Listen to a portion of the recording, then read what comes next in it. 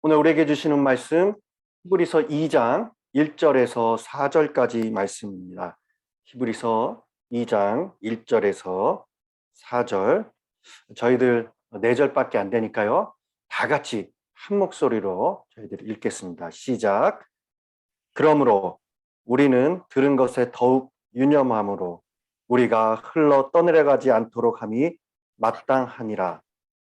천사들을 통하여 하신 말씀이 견고하게 되어 모든 범죄함과 순종하지 아니함이 공정한 보응을 받았거든. 우리가 이같이 큰 구원을 등한히 여기면 어찌 그 보응을 피하리요? 이 구원은 처음에 주로 말씀하신 바요.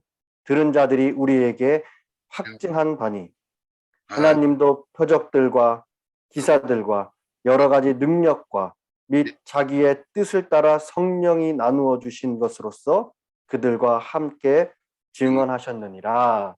아멘. 오늘 우리에게 주시는 말씀입니다. 시선을 고정하라.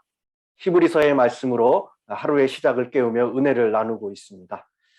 오늘도 우리가 말씀을 나눌 때에 믿음의 주요 온전케 하시는 주님께 우리의 시선이 고정되는 시간 되기를 간절히 바랍니다. 어제 1장에서 예수 그리스도에 대한 신학적인 어떠한 설명이 있었다면은 오늘 본문은 그에 관하여 알게 된 바를 어떻게 하라? 유념하여 실천하라라는 이 권면의 말씀입니다. 오늘 2장 첫 시작을 1절에 보면은 그러므로 라고 접속사로 그렇게 시작을 하고 있죠. 그러므로 앞에서의 내용과 연결이 되고 그 내용에 근거한다라는 그러한 의미를 갖고 있습니다. 그리고 이어서 지금 말하려는 그 내용은 모든 들은 것에 대하여 더욱 간절히 유념하라라고 그렇게 얘기하고 있죠. 앞에서 말한 것이 무엇이었습니까? 어제 1장에서 말씀드린 그리스도께서 누구보다 천사보다 뛰어나시다, 최고다 때문에 모든 들은 것을 우리가 더욱 간절히 유념해야 한다라는 것이죠. 그럼 여기서 모든 들은 것이란 아들이신 그리스도로 말씀하신 모든 것입니다. 즉 1장 2절에 이 모든 날, 마지막 날에 아들로 우리에게 말씀하신 것을 가리키는 것, 그것을 단순히 말하면은 그것이 복음이고 그 복음으로 인해서 우리가 얻은 무엇입니까? 구원을 말하는 거예요. 구원. 그래서 그 복음에 집중하지 않으면은 그것을 잃어버릴 수 있다라는 것을 깨우쳐 주고 있습니다. 히브리인들, 예수를 믿었던 자들이 그랬습니다. 여러분, 배가 항구에 정박했을 때에 묶어두지 않으면은 그 배가 어떻게 됩니까? 유유히 떠내려가게 됩니다. 그렇게 되듯이 복음을 단단히 붙잡고 묶어두지 않으면은 흘려 떠내려갈 수 있게 되기 때문에 단단히 묶어놓고 유념해야 된다. 그것이 마땅하다라고 말하고 있는 것입니다. 이 서신의 수신자인 로마의 유대인들은 예수를 믿는다는 이유로 큰 핍박을 당하고 있었습니다. 그리고 많은 유대인 그리스도인들이 예수 믿기를 포기하고 다시 유대교로 돌아가는 일들이 일어났죠. 예수를 믿는 사람이 예수를 안 믿기로 한다는 것, 여러분은 예수를 안 믿겠다 이제 할 수 있겠습니까? 우리가 예수를 믿고 구원을 얻은 것이 얼마나 축복인지, 다행인지, 얼마나 큰 은혜인지 잘 알기 때문에 그것을 결코 포기하거나 잃어버릴 수 없습니다. 그런데 유대인들 중 믿는다고 하던 사람들이 믿지 않게 되는 일들이 일어난 거예요. 그것은 박해가 심해서였기도 하지만은 그 박해로 인해서 예수 믿는 것이 회의감이 들었습니다. 내가 믿는 예수에 대해서 어떻게 된 것입니까? 시선이 흔들린 거예요. 시선이 흔들리니 모든 게 희미해졌습니다. 여러분, 요즘에 스마트폰으로 다 사진을 찍으시죠? 어떠한 사진이든 사진을 찍을 때 중요한 것이 포커스입니다. 초점이에요. 그것이 맞춰주어야 선명하고 깨끗한 사진이 촬영이 됩니다. 포커스가 초점이 맞지 않은 사진은 사물이 되었든 인물이 되었든 풍경이 되었든 어떠한 사진들이든 그 결과가 뿌옇게 흐려지게 돼 있어요. 마찬가지로 예수를 믿겠다 결단하고 개종한 유대 그리스도인들은 외부의 환경에 의해서 흔들리고 있었다. 다 모든 게 흐트러졌습니다. 왜냐? 그 예수에 대해서 제대로 알지 못했기 때문이에요. 구원에 대해서 제대로 알지 못했기 때문이었습니다.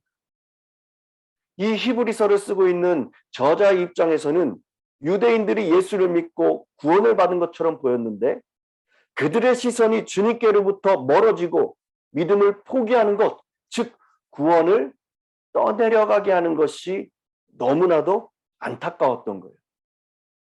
고난을 당하는 그리스도인들로 하여금 믿음을 지키며 고난을 이겨내도록 할 수 있는 방법은 여러분 고난에 집중해서 그것을 극복하게 하는 것이 아니라 믿음의 주이신 예수님께 집중하고 그분에 대하여 확실하게 알도록 하는 것이었습니다.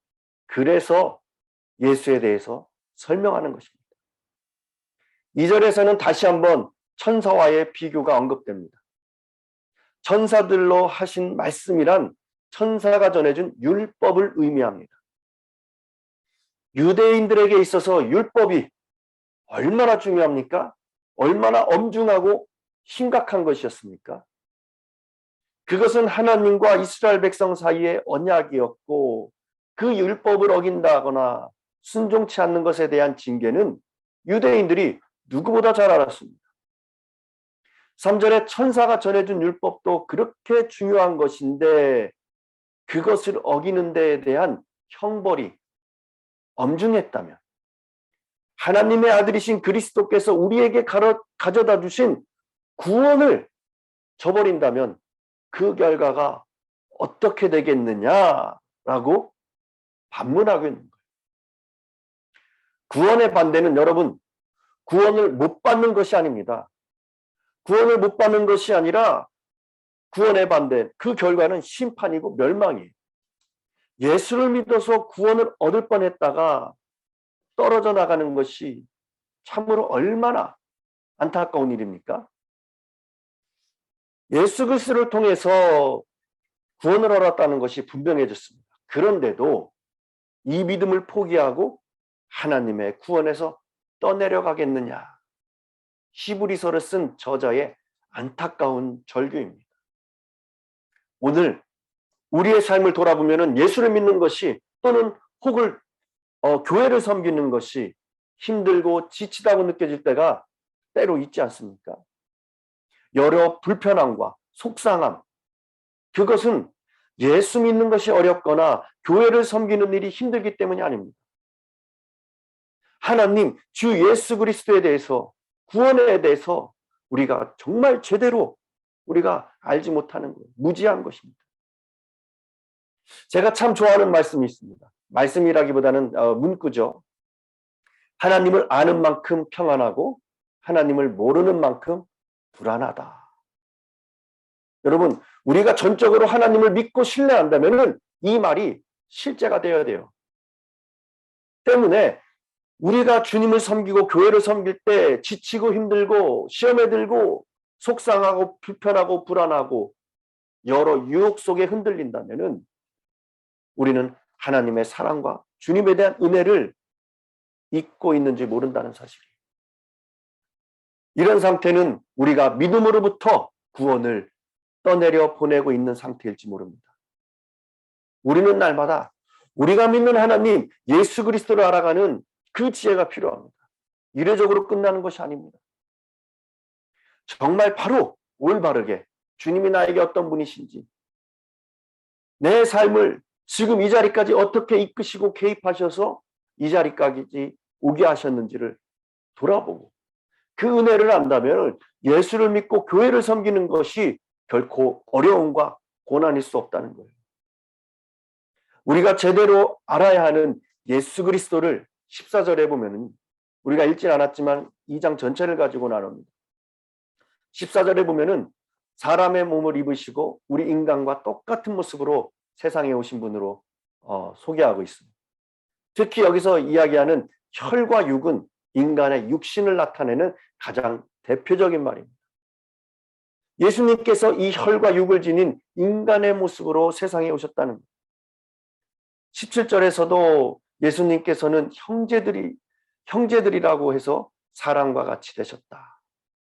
18절에도 사람이 되신 예수께서 다른 사람과 똑같이 시험을 받아 고난을 당하셨다라고 합니다. 그럼 오늘 말씀에서 예수님께서 사람의 몸을 입으시고 이 세상에 오신 것을 왜 이렇게 우리에게 강조하고 있느냐? 히브리인들에게 강조하고 있느냐?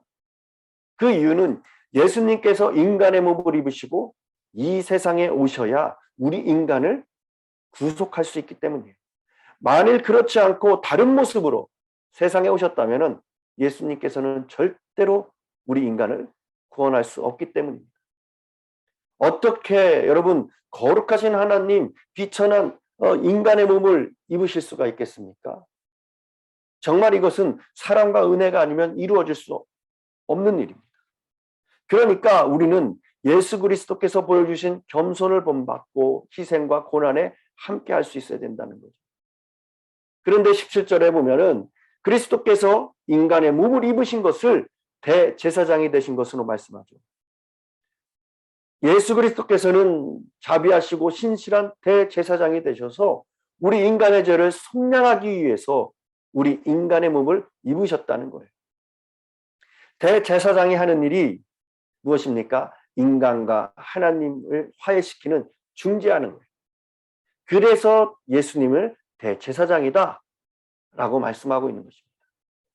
왜냐하면 예수 그리스도께서 행하신 모든 사역 활동의 목적은 하나님과 단절된 우리 인간을 다시 하나님께 돌아오게 하는 것이기 때문에 그렇습니다.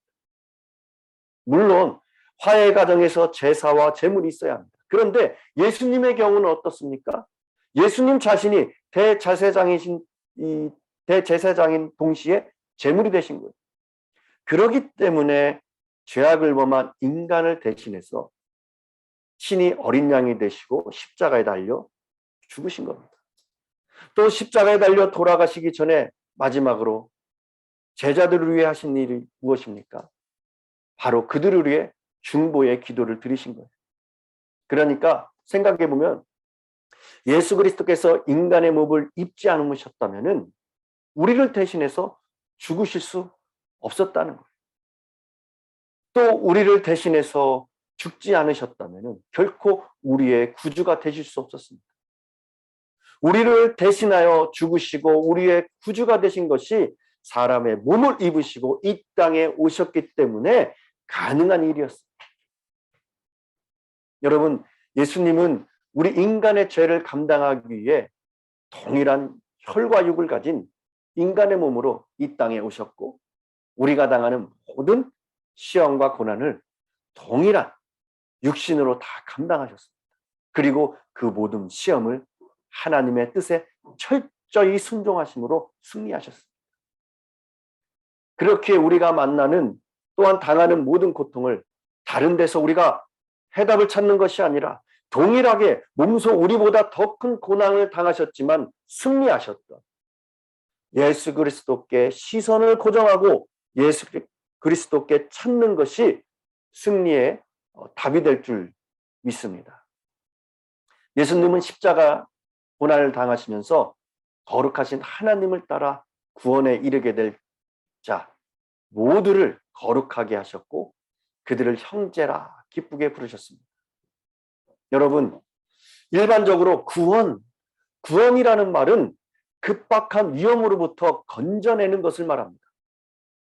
예를 들어서 수영을 할 줄 모르는 사람이 물에 빠져 익사할 위험에 처하게 되었을 때 이때 구조대원이 다가가서 그를 건져내서 그 죽음으로부터 구조합니다.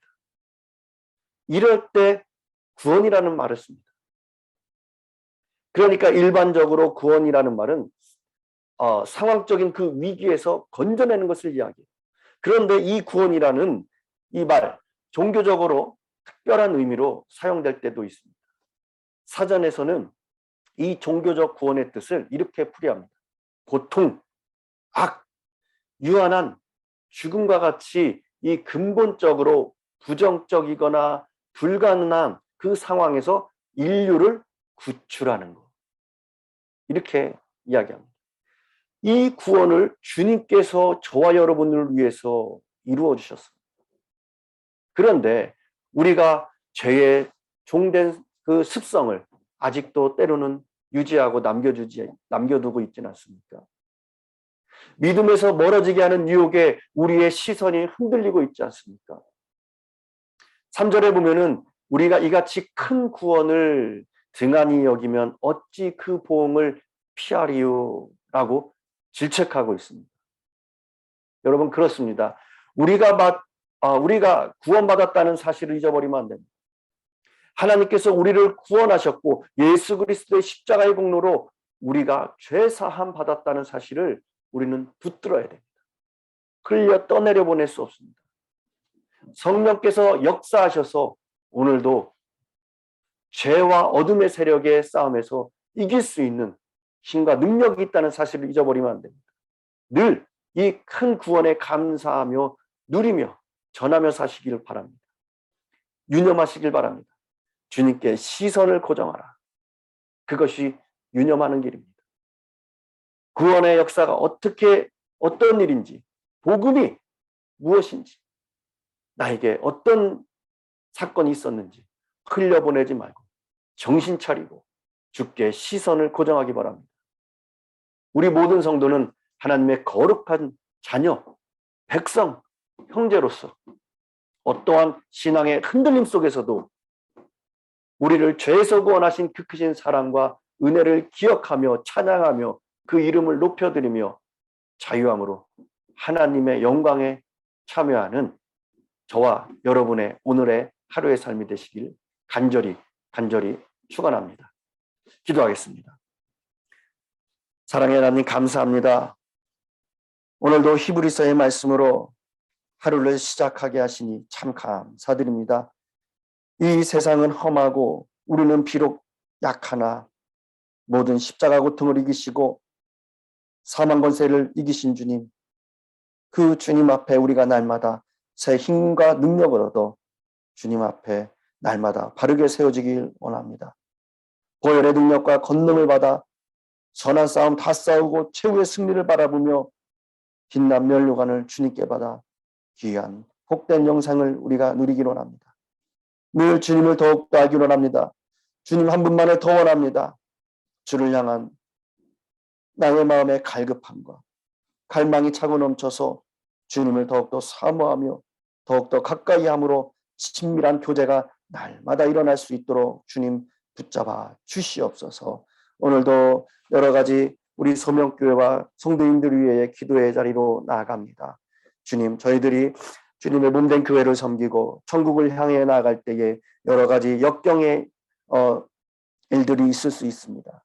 그러나 우리를 구원하신 그 하나님을 바라보고 나아갈 때에 그것이 고난이 아니라 참 나에게 유익이 된 것을 주님 기억하게 하여 주셔서 날마다 주님 앞에 더욱더 기쁨으로 나아갈 수 있는 우리 한 심령 될 수 있도록 붙잡아 주시고 날마다 한 마음 한 뜻 한 입술 한 견과를 가지고 주님의 몸된 교회를 섬길 때에 하나님의 영광을 드러내며 체험할 수 있는 우리 모두 될 수 있도록 주님 축복하여 주시옵소서.